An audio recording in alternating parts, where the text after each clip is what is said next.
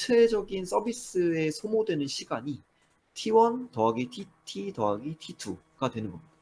그래서 이 시간들이 일단 기다려져야 최종적인 결과물을 볼 수 있는 거예요. 근데 만약에 지금 갤럭시 S24가 온디바이스 AI다 뭐 이런 얘기를 하는 게 결국 엣지 디바이스라는 건데, 엣지는 한국어로 하면은 가장자리 쪽이라는 거잖아요. 그래서 디바이스 차원에서 모든 걸 연산하고 처리하겠다라는 의미인 건데, 그래서 이제 디바이스에다가 어떤 뭐 MPU라던가 뉴로모픽 이런 연산할 수 있는 좋은 장치들을 탑재하게 된다면 디바이스 안에서 클라우드까지 안 가도 디바이스 안에서 다 처리할 수 있는 거죠. 그렇게 되면은 우리가 디바이스에서 클라우드로 보내는 시간 없어지고, 클라우드에서 처리가 끝나고 디바이스로 보내는 시간이 T2가 없어지니까 최종적으로는 TT만 있으면 이제 엄청 빠른 속도로 처리를 할 수 있게 되는 거죠.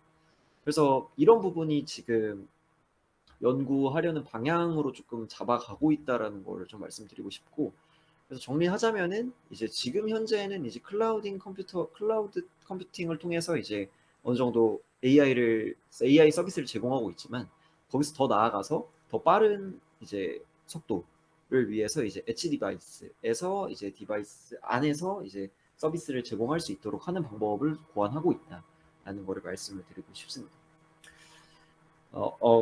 그리고 여기 오른쪽에 있는 이 그림은 사실 그 H백이라는 엔비디아의 GPU인데요. 지금 딱 봐도 엄청 크잖아요. 그래서 이거를 핸드폰 위에 올릴 수 없다 뭐 이런 것 때문에 가져온 건데, 어쨌든 지금까지 설명드렸던 내용이 다 그런 거다라고 말씀드리고 싶습니다. 그래서 이제 자연스럽게 드는 생각은 그러면은 알겠다. 클라우드 컴퓨팅으로는 좀 무리가 있으니까 디바이스 위에서 엣지 디바이스 상에서 AI를 돌리고 싶은데, 그럼 그렇게 하려면 어떻게 해야 될까라고 고민할 수가 있겠죠. 그래서 총 제가 오늘 말씀드리려고 하는 거는 하드웨어 입장에서 어떻게 이 문제를 풀어나가려고 하는지랑 소프트웨어 입장에서 어떻게 이 문제를 풀어나가려고 하는지를 크게 두 가지를 설명을 드리면서 이제 발표를 진행하게 될 텐데, 그런 식으로 순서가 된다라는 거를 일단 알고 계시면 좋을 것 같습니다.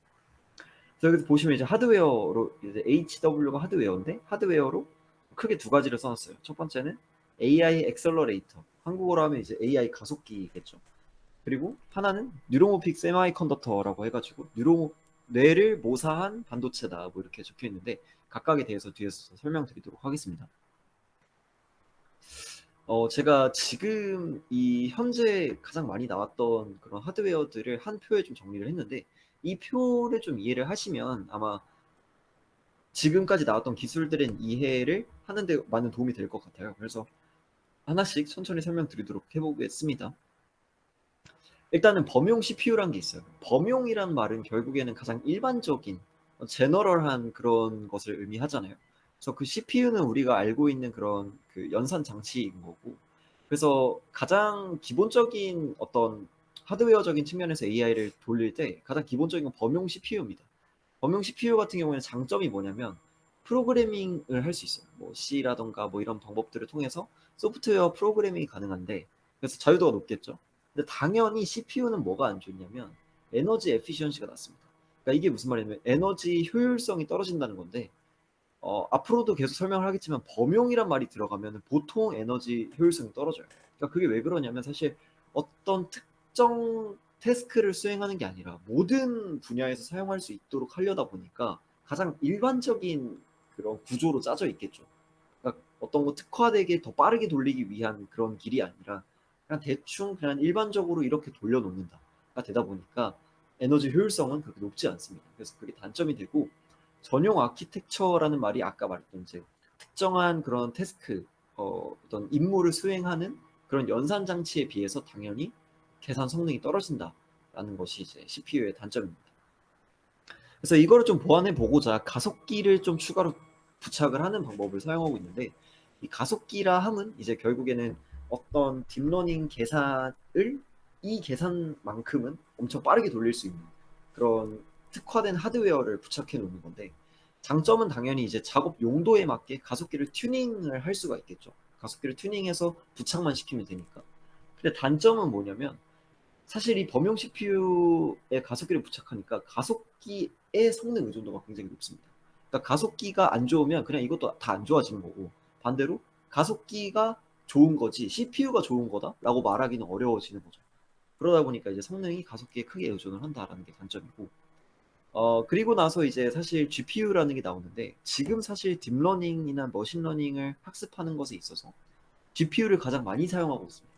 그래서 그게 왜 그러냐면, 이건 진짜 중요한 내용인데, 사실 다들 알고 있어서 너무 쉬운 내용이라 그냥 넘어가는 경우가 많은데, 진짜 중요한 내용이 뭐냐면, 인공지능 학습을 할 때 가장 중요한 연산은 두 가지가 있는데, 하나는 병렬 연산이고 두 번째는 행렬 연산입니다. 이 병렬 연산과 행렬 연산을 GPU에서 가장 깔끔하게 처리할 수 있어요. 그렇기 때문에 지금 많이 사용을 하는 거고, 어, 그 병렬 연산이랑 행렬 연산을 할 수 있는 GPU 안에서의 구조를 잘 만들어 놓은 게, 그런 바닥을 잘 깔아 놓은 게 이제 엔비디아에서 잘 했기 때문에 지금 엔비디아가 어느 정도 주도하고 있는데, 어쨌든 병렬 연산성이 굉장히 높습니다. 그리고 대규모 학습에서 좋은 성능을 보인다고 적혀 있는데, 이게 무슨 말이냐면 이게 결국에 똑같은 거예요. 딥러닝을 학습할 때 병렬적으로 연산을 해야 되고 행렬 연산을 많이 해야 되는데, 이 GPU 범용 GPU는 그런 병렬 연산이랑 행렬 연산이 엄청 잘 되니까 대규모 학습이 더 커지면 커질수록 GPU를 쓰는 게 더욱 좋을 수밖에 없어지는 거죠. 그게 장점입니다.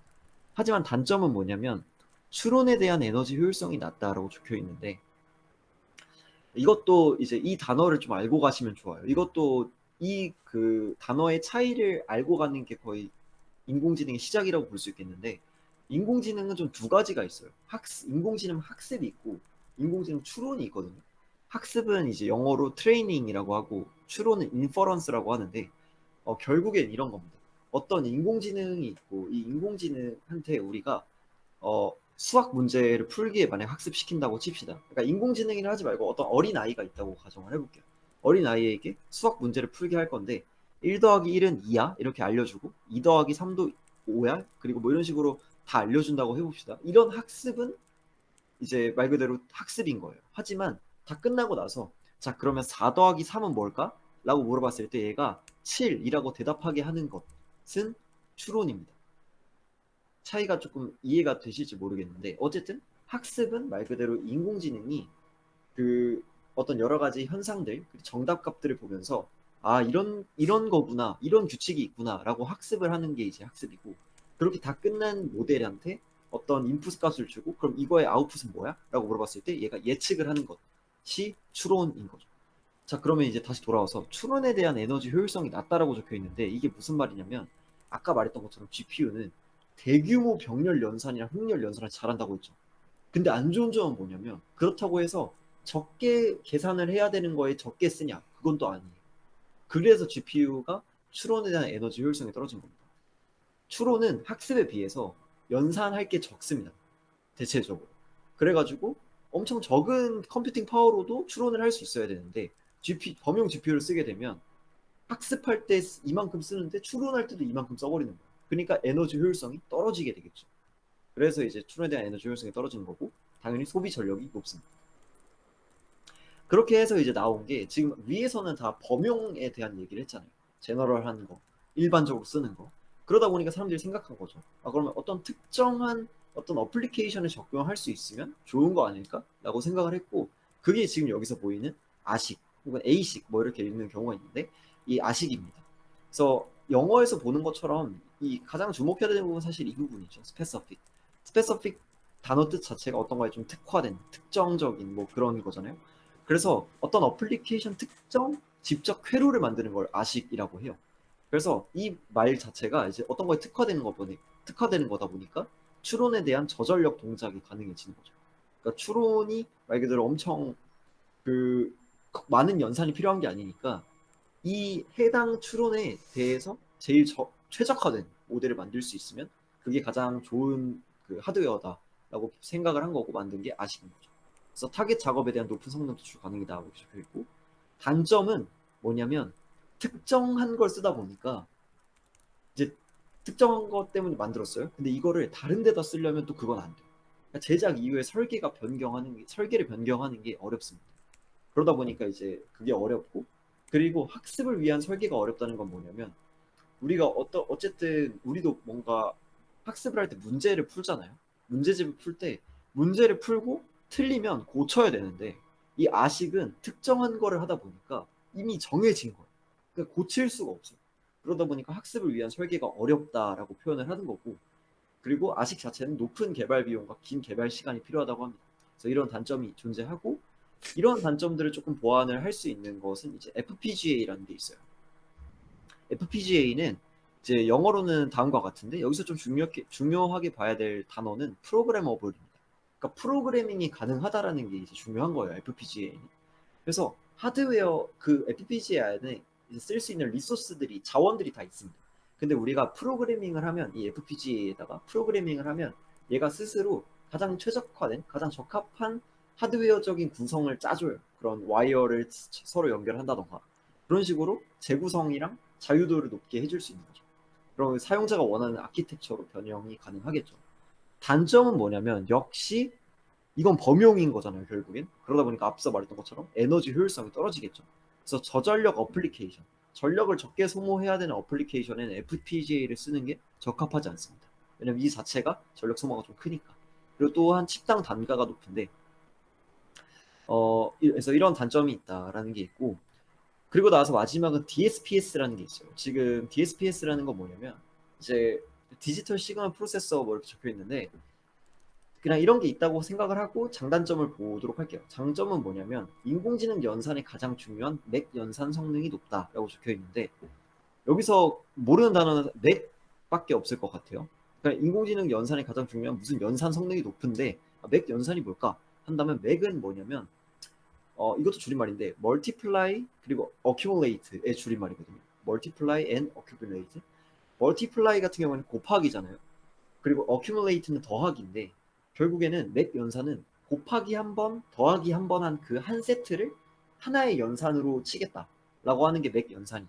그러니까 이것도 어느 정도 컴퓨팅 그 복잡도, 연산 복잡도를 계산하는 하나의 약속이라고 보시면 될 것 같아요. 그래서 인공지능에서 중요한 거는 맥 연산이 중요하거든요. 이거는 아시는 분만 좀 이해하고 넘어가면 좋겠지만, 어쨌든 그 웨이트를 곱하고 바이어스를 더해주는 거가 엄청 많이 반복되는데, 웨이트를 곱하는 거 한 번, 바이어스를 더해주는 거 한 번이니까 곱하기 더하기 한 번씩 하니까 이제 맥 연산 한 번 한다 이렇게 표현할 수 있는데, 뭐 그 제대로 이해하실 필요는 없고 어쨌든 맥 연산이 필요하다라는 게 중요하고, 근데 DSPS 같은 경우에는 이 맥 연산 성능이 되게 좋다라는 게 장점인데, 단점은 이제 폰노이만 구조를 따르다 보니까 보틀넥 단점이 존재한다. 이 말은 사실 DSPS만 뿐만 아니라 위에서 설명드렸던 CPU, GPU, 아식, FPGA 모두 속하는 그 단점인 건데, 그래서 이런 단점들을 보완하고자 그래서 나오고 있는 것이 뭐냐면 뇌를 모방한 인공지능 반도체가 나오고 있어요. 그래서 이거는 뭐냐면 어, 기존 방식들은 이제 폰노이만 구조를 따르다 보니까 병목 현상을 피할 수가 없습니다. 폰노이만 구조라는 건 뭐냐면 결국에 지금 왼쪽에 보시면 입력 장치가 있고 출력 장치가 있잖아요. 근데 폰노이만 구조는 연산하는 친구랑 기억하는 친구가 따로 있는 거를 말을 합니다. 그러다 보니까 연산하는 애가 어떤 걸 연산하려면 메모리한테 가서 받고 싶은 데이터를 불러와야 돼요. 그래서 한번 갔다가 다시 불러오고 연산하고 다시 메모리한테 주는 이런 구조를 가야 되는 거죠. 그러다 보니까 당연히 CPU에서 계산을 하고 메모리에 다시 전달해주는 이 버스에서 드는 딜레이가 너무 커지는 거예요. 그래서 이런 부분이 이제 병목 현상이라고 부르는데, 이런 폰노이만 구조를 따르는 모든 하드웨어들은 다 이러한 문제를 갖고 있습니다. 그래서 이러한 폰노이만 구조를 벗어난 비폰노이만 구조를 따르는 인간의 뇌를 모방하려는 연구들이 나오고 있는데, 그래서 인간의 뇌를 연구하는 분야 중에 대표적인 하나를 좀 설계를 드리고 싶어요. 그래서 첫 번째는 이제 스파이킹 뉴럴 네트워크라는 게 있습니다. 이건 뭐냐면 우리 뇌 같은 경우에는 이런 식으로 되어 있겠죠. 뉴런들이 이렇게 있고 서로 뉴런들이 엄청 이어져 있을 거란 말이죠. 해서 지금 A라는 뉴런의 수상돌기랑 B라는 뉴런의 수상돌기 그리고 C라는 뉴런의 축삭돌기가 서로 이렇게 연결이 돼가지고 이 사이에 전기적 신호를 보내게 되는 겁니다.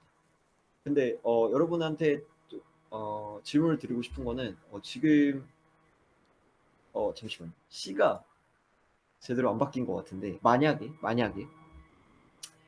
이 그래프는 안 보셔도 되고, 만약에 설명만 드리면 A가 그 스파이킹을 쳤어요. A가 발화가 됐어요. 어떤 역치를 지나서 발화가 됐어요. 그러고 나서 C가 만약에 1시간 뒤에 발화가 된 상황이 있고, 반대로 B는 발화가 되고 나서 C가 한 5초 뒤에 바로 발화가 됐어요. 그러면 우리가 생각할 수 있는 건 A랑 C보다 B랑 C의 연관이 더 강하다라고 생각할 수가 있겠죠. 왜냐면 A는 발화하고 1시간 뒤에 C가 됐지만 B는 발화하자마자 거의 C가 발화가 되니까 B에 대한 정보가 C에 바로 전달이 되는구나 라고 생각할 수가 있는데, 그래서 이러한 개념들을 가지고 이제 스파이킹 뉴럴 네트워크를 컴퓨터에서 학습시킬 때 사용하는 거를 이제 SNN 그리고 SDP 뭐 이런 식으로 얘기를 하고 있습니다. 그래서 이제 그 방법을 이제 헤비한 러닝 시오리라고 하는데, 그냥 이거의 가장 헤비한 러닝 시오리는 사실 어려운 건 아니고 use it or lose it이라고 생각하면 돼요. 그러니까 쓸 때는 강해지고 만약 많이 안 쓰면은 약해지겠다라는 생각이 되는 거고. 그래서 뭐 어떤 학습을 할 때 빈번하게 사용되는 자극이 해당 학습의 중요한 연관성을 나타낸다. 말은 어려운데 그냥 파블로프의 개라고 생각하면 됩니다. 그래서 사실 종을 칠 때마다 밥을 주면은 얘가 나중에 종을 치기만 해도 침을 뚝뚝 흘리잖아요.